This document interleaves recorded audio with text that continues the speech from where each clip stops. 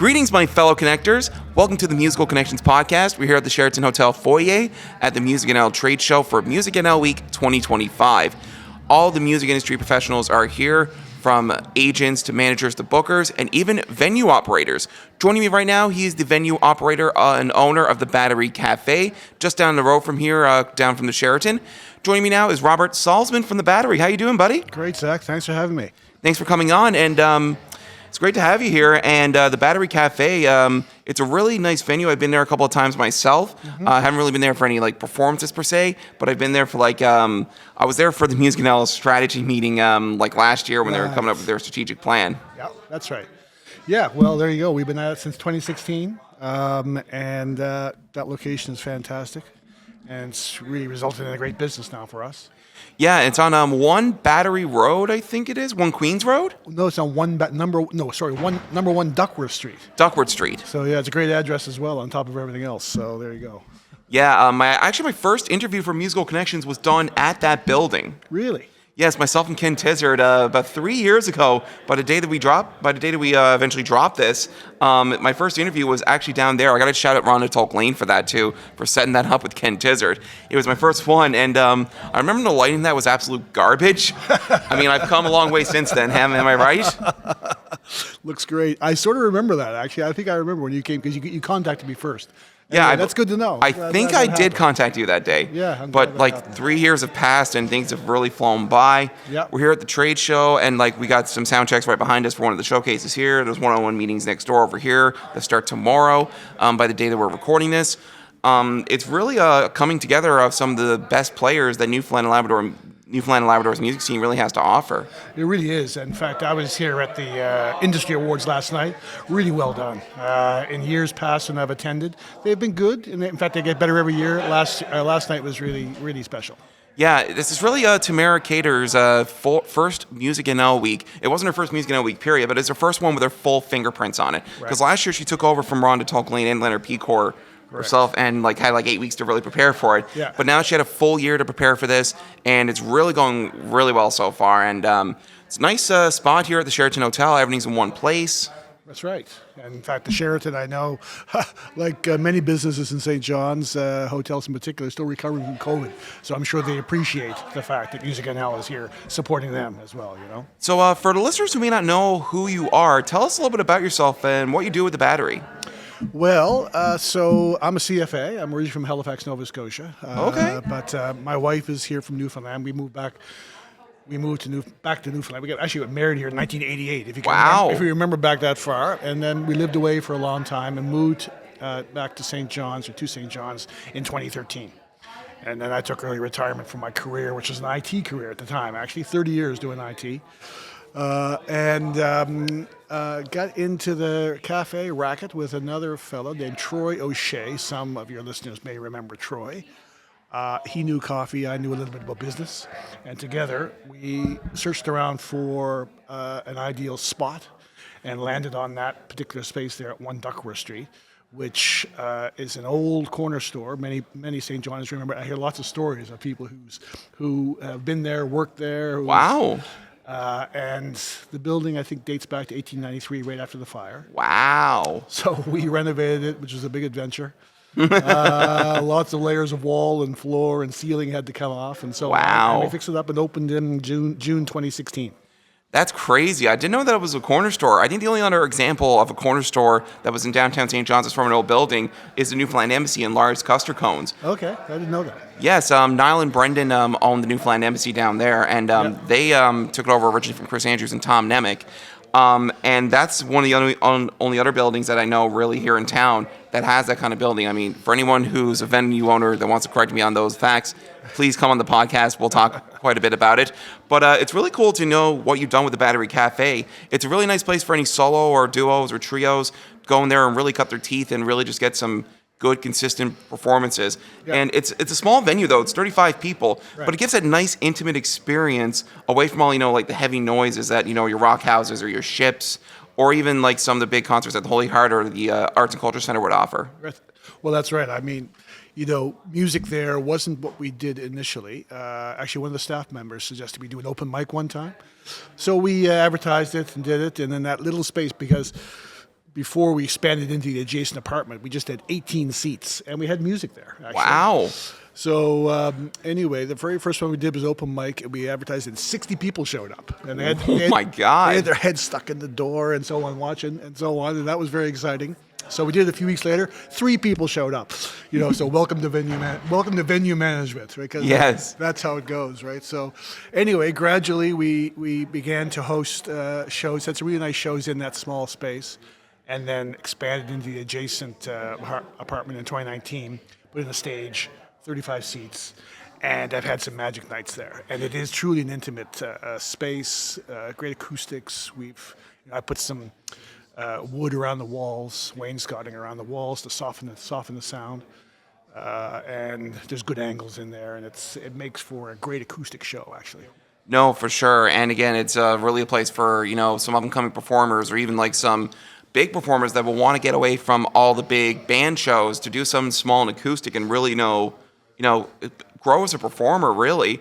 You had some really great shows there over the past couple of years. Do you know about any big artists that have stopped by the Battery Café over the time you've owned it? Well, we've had a number of artists from here and away. Recently, Sherry Ryan's she's a great regular, comes back usually once a year to perform.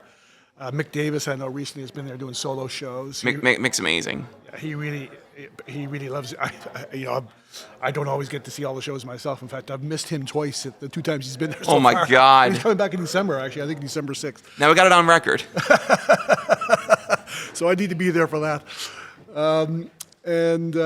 Let's see. We've had who else? I know Young Tree Carol B, who played last night. Great show last night at the Ship. They've been regulars at the Battery Café. In fact, they recorded a live album that's for sale at the cafe. Actually, a CD Oh, wow. live from the Battery Café. So it's been great. Both well-known artists, and I always make sure that we've got room for up-and-comers, new artists just getting started. It's a small room, and it's an easy place for them to come in and try something new and see how they do, in front of a live audience. No, for sure. And you've also had people like Darcy Scott there, Becca Bartlett's played there, Rachel Cousins has played there. Absolutely, Rachel, of course. Yeah, that's right. Yes. And now she's got a residency down at the Black Sheep. But it's also a great, again, as you said before, it's great for people that, are looking to get their start. Yeah. It's really just a great place to say, hey, that can lead them to other big gigs down the road. And if they can work a room of 35 people and, get the crowd in the palm of their hands, then who knows what's possible for them down the road. Yeah, the number of times that we've had either regular shows or open mics where, somebody comes in, they're kind of unknown, and they have a magic night, where their talent really comes to the fore, and we're all blown away watching. That's happened more times than I can count. It's really special when it does. So how do you feel that the Battery Café has helped out the music sector in that case? Well, the comments I hear, this is, I've really not done anything like this before. I've been doing it for 10 years now, but it's my first experience in restaurant ownership and venue ownership. Comments I hear from the musicians who come down is, as you say, they appreciate the ability to get close in a quiet space with an audience who's there to listen. They really do. And many times they don't find that in the larger venues, So there's a lot of distractions in the back and so on. So they really appreciate that there. I also try to, ensure that they get their fair share of the cover and so on. I mean, we're not trying to make a killing down there on the music we provide. I try to ensure that the musicians are getting, enough of the cover charge that makes it worthwhile. In fact, they get most of it. So. No, for sure. And just something like, nice and affordable where like they have the money to pay for a show. Right.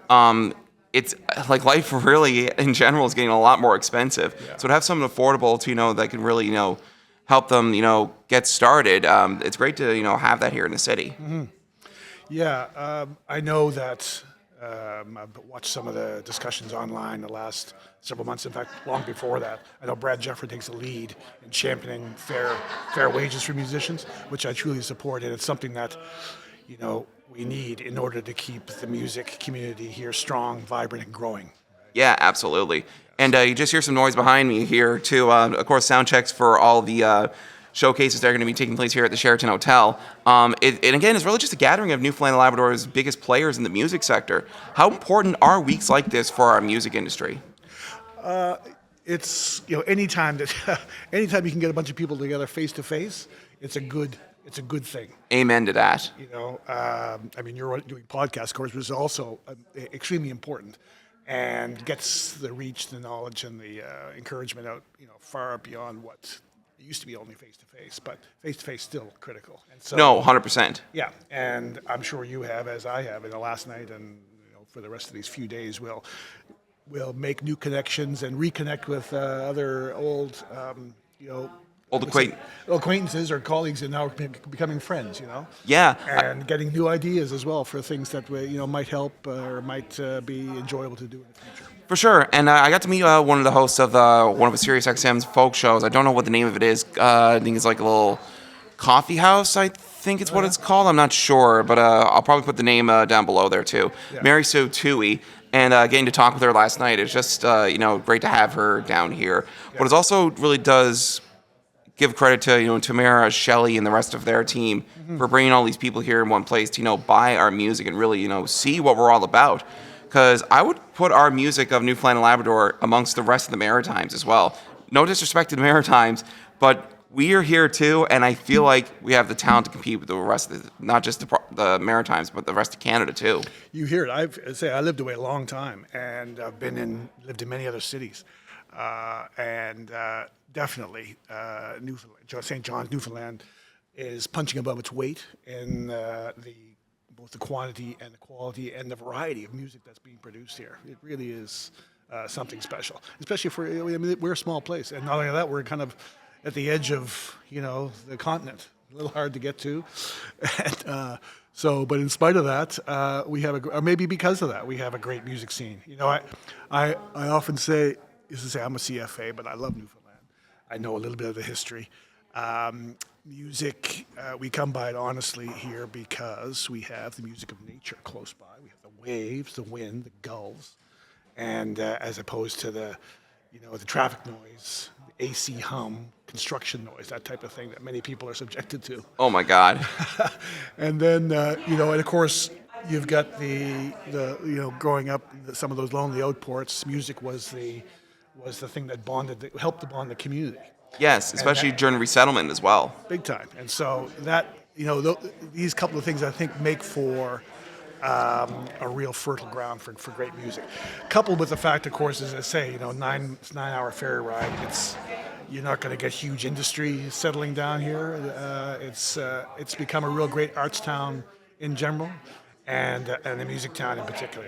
So it's great to be here. I love being here. I love being part of it. And as do I. It's my 5th one in a row now for attending these in person.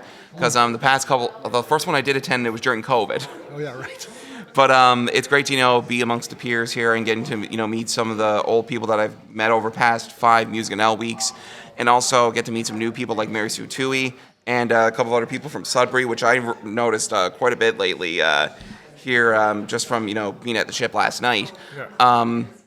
It's amazing to have these things exist too. Yeah. So it's great to be here as always. Yeah. Now, of course, this venue, I don't know if you tried band shows down there, but it's pretty hard to do that, with the stage that you got. So you're only really accompanying solo acts, duo acts, and trio acts. Yeah. Have you ever tried band shows before? Yes. Do you remember Do you remember that one band show that you did? Tell us a little bit about that. Well, band shows.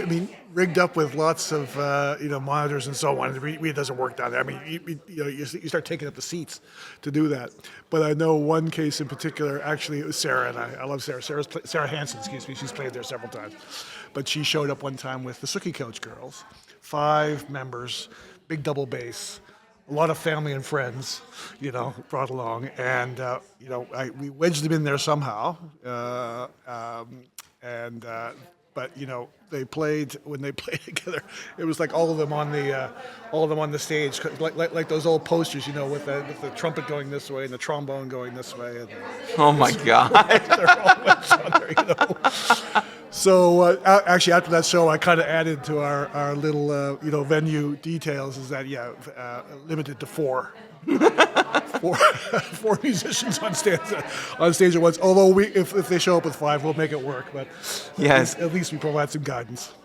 Yeah, for sure. But that really emphasizes the fact that, like, you know, it's not a big deal either if you can't do like a full band show there. Yeah. It's good to have it there if you want to, like, you know, branch out into that solo or duo. Yeah. And really, you know, establish yourself as just like as a solo performer and really get away from like, because it's not a bad thing to have bands, but it's also not a bad thing because, like, if you're just a solo musician, you want to prove that you can hold your own weight on your own. And lots of musicians who are playing in bands and playing at the larger venues really do enjoy getting back to playing, you know, acoustic or playing with a friend, right, who they used to play with, that type of thing. This happens a lot down there, and it makes for special nights. It really does. No, for sure. So you don't only just offer music. I remember when I was down there last, I was helping out with, or I was, there where MusicNL was preparing the strategic plan for the next few years. Yeah. And then after that, there was St. John's storytelling. That's right. So what else do you guys offer there when it comes to, entertainment? Yeah, St. John's Storytelling, we were there actually last night as well. So Wednesday nights, we've grown slowly now. We now offer music or events 4 nights a week, Wednesday, Thursday, Friday, Saturday, year round. And we started with just one night, every couple of weeks. But now we have 4 shows a week, which have to be organized and, accounted for and all that type of thing. Wednesday nights we usually keep for community events. So there would be there's storytelling. The first Wednesday of the month is poetry open mic. Second Wednesday is storytelling. Third Wednesday we have our own music open night. And the fourth Wednesday has varied. We had comedy there for a while. Also the FOLQ, the folk night, was there for the last several months. I think that's being discontinued now. So anyway, Wednesdays are for community events monthly where they need a venue. I think we may get a paint. I think we may have some painting going on there. Somebody coming in to lead a kind of a painting group, that type of thing. We'll see how that goes. Anyway. Oh yeah, I mean, with 35 people in that room, you never know how many painters will come by that door. Maybe you have 60 people and have people just trying to paint, and all of a sudden you splash paint right on you. Yeah, it could be.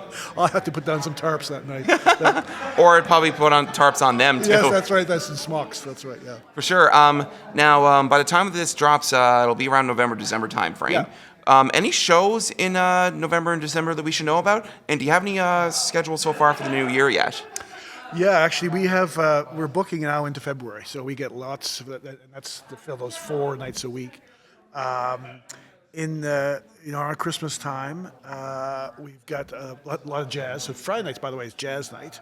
That's hosted by Jacob Sluice, and he works in the jazz community and gets a different group of artists in there most nights. Special night as well. So on the 20th, the 20th of December, that weekend, and the weekend before, we will be doing the Charlie Brown Christmas jazz again. Oh, nice. Like the Vince Guaraldi stuff. Yeah, that's right. And that will be, I think, 3 of 4 nights, and then we have another couple of jazz artists as well playing. I haven't really finalized that lineup yet, but that's going to be the last 2 weekends before Christmas. Wonderful. Now, how can people book shows down there? Is there any information you want to give them there? Yeah, just contact, the best is contact us through our website, which will send it to our email address also, which is coffee@batterycafe.ca. And that will come to me or Sean Frederick, who also helps with our music organization.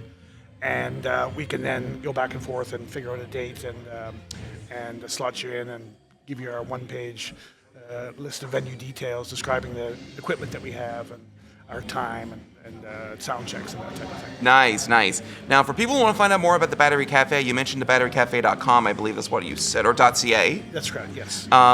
Where can we find you, say, on social media? We're on regularly on Facebook. We post all our events on Facebook and Instagram, and it's really just those 2 for the time being that are primary. We're thinking about getting an email newsletter together. It's in the works, but for now it's Facebook and Instagram on social media. Wonderful. Robert Salsman's the owner and venue operator at the Battery Café. I look forward to getting down to a show there myself in the future. Robert, thanks for doing this. Thanks very much, Zach. Appreciate it.